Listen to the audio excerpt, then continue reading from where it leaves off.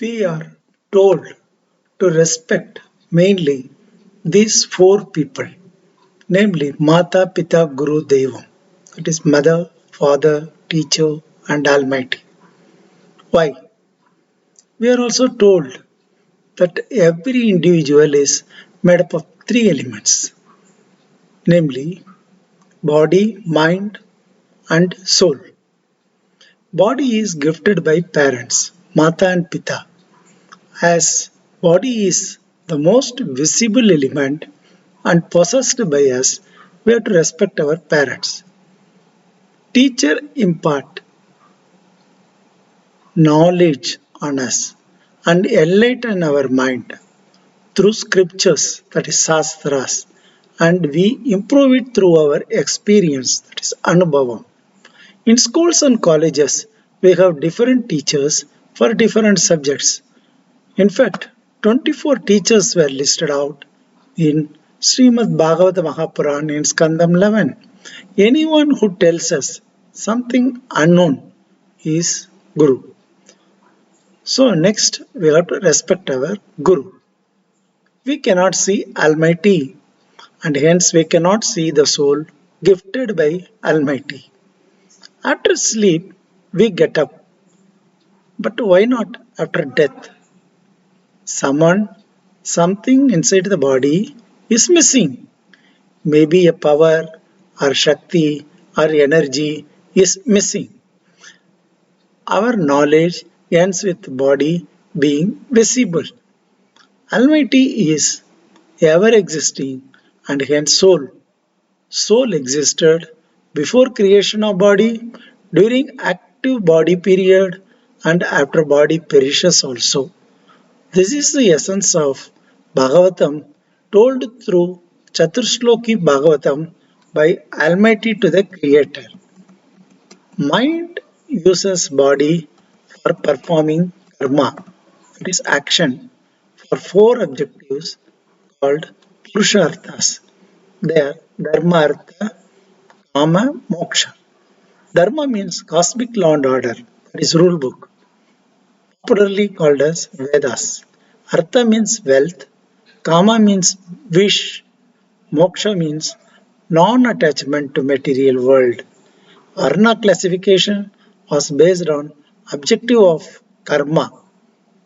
Vishnu Sahasranama says what each Varna should get.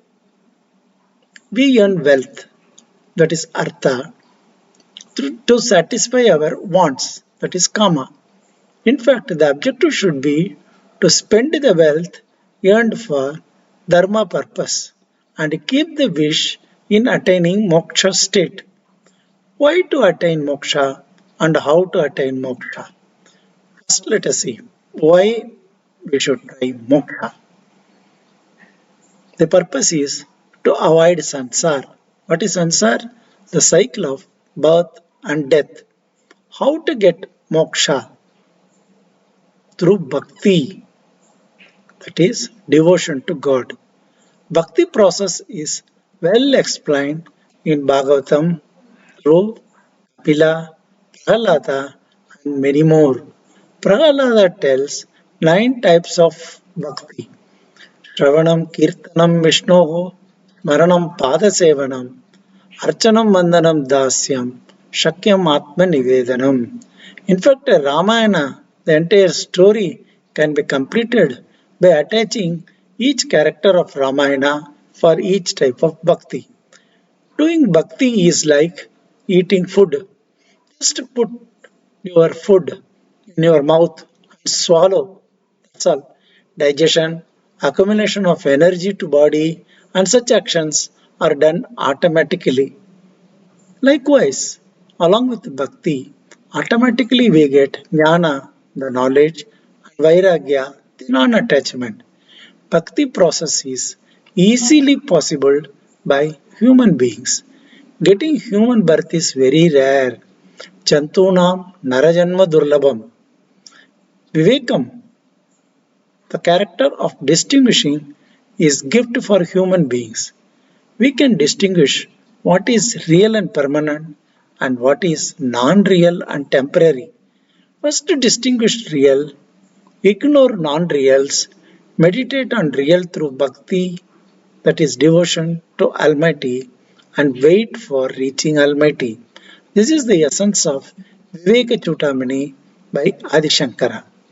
When Parikshit was cursed, he feared for death, since he opened his body, Aham Dehosmi, and somehow he wanted to avoid this bodily life.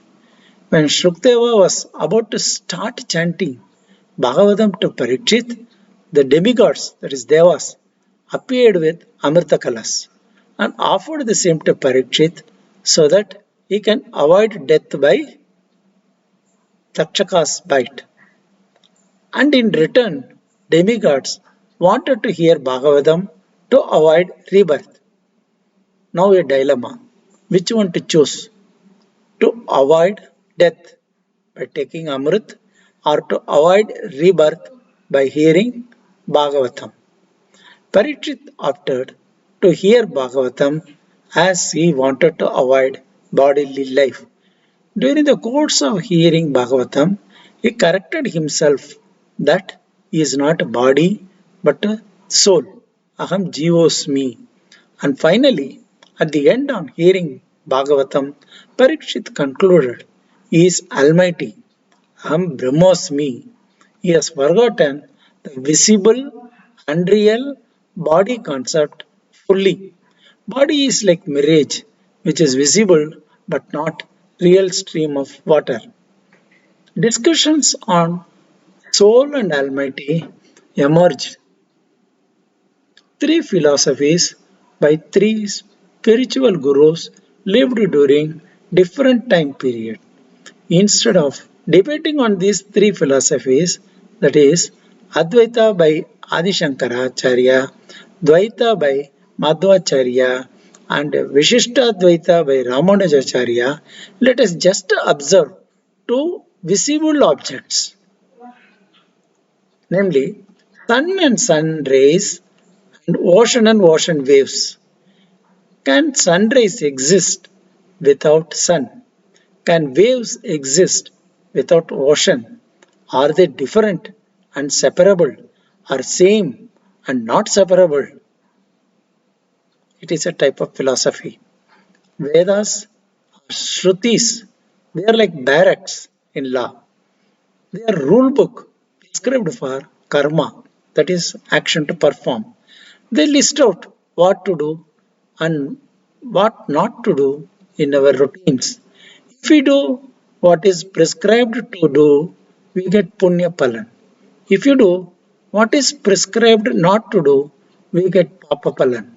Similarly, if we don't do what you are expected to do, we get papa palan.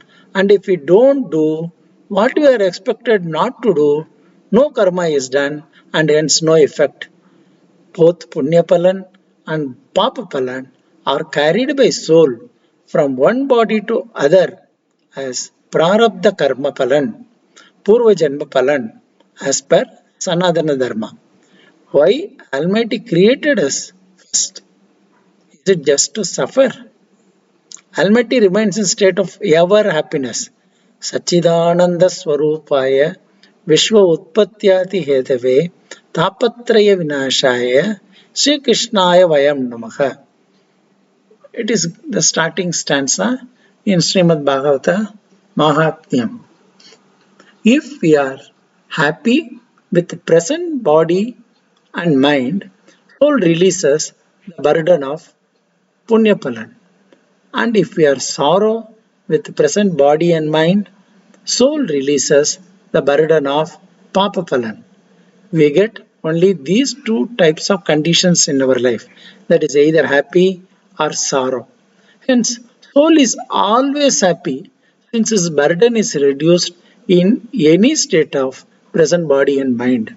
Almighty is also ever happy.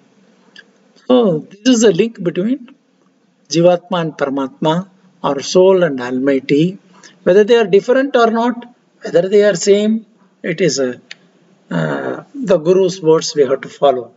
And that is outside our discussion, because Guru's words we should not discuss much. We should accept it, that's all. We get two types of diseases, maybe of body or it may be of mind. Diseases of body are cured through medicines by doctors. What about diseases of mind called metempsychosis? For instance, if we have a material wish, a kama, we get it or we may not get. If we get it, greedy will creep in. That is, lobe will creep in. If our wish is satisfied, greedy will creep in. If we don't get it, angry will enter in us. That is, krodh will enter in us. One disease will create second one. No disease of mind can be cured. If we cut one branch of a tree, it will grow again and many more branches will appear. Only way is to uproot the tree of diseases of mind. Only cure for diseases of mind is devotion to Almighty. A material problem cannot be solved by material solution, but a higher level of solution is required. For instance, material problem of bhakti, jnana and vairagya was solved through spiritual solution by chanting Bhagavatam by Sanat Kumaras.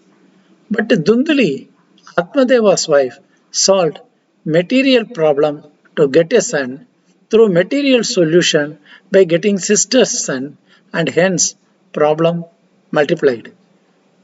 Dundukari's material problem in ghost form solved by Gokarnan through higher level spiritual solution by chanting Srimad Bhagavatam. Easiest way of devotion is possible as per Bhagavatam. Chanting Almighty's name, that is Nama Sankirtanam, is sufficient to remove diseases of mind. Chant any name of Almighty with any objective is acceptable. We can see some instances. Kamsa attained moksha by fearing for Krishna every second, chanting Krishna's name every second. Shishupala attained moksha by cursing Krishna every time, capped to 100 times a day. Hiranyakashipu kept Narayan in his heart and was searching for him every second. Dhruva was advised by Narada to chant Narayana. Prahalada chanted Narayana every time. Draupadi chanted Krishna's name and she got the vastra. Uttara chanted Krishna. Pahi pahi mahayogin devadeva jagatpate naanya todavayam pasye yatra mrityu parasparam. Immediately Krishna helped her just by chanting only. And her son was protected. Kunti made stutis on Krishna. Krishnaya Vasudevaya Devaki Nandanaya cha Nandagopa Kumaraya Govindaya Namo Namaha Namapangaja Nabaya Namapangaja Maline Namapangaja Netraya Namaste Pangajangre. In fact, only chanting Nama Sankirtanam is sufficient to remove the diseases of mind, and easily we can attain moksha and avoid rebirth. In fact, one more example, Ajamilan. He called only once Narayana, that is his last son's name, once. Immediately he was protected by representatives of Narayana from Sri Vaikuntham, and he avoided hell, and then he reached moksha subsequently. With these instances, we observe objectives for chanting were different, but the chanting of Almighty remained same. In fact, Srimad Bhagavatam ends with the Nama Sankirtanam sloka with the writer's mudra, that is Nama Sankirtanam yasya sarva papa pranashanam pranamo dukkha shamanastam namami harim param. Om Namo Narayana, Om Namo Narayana, Om Namo Narayana.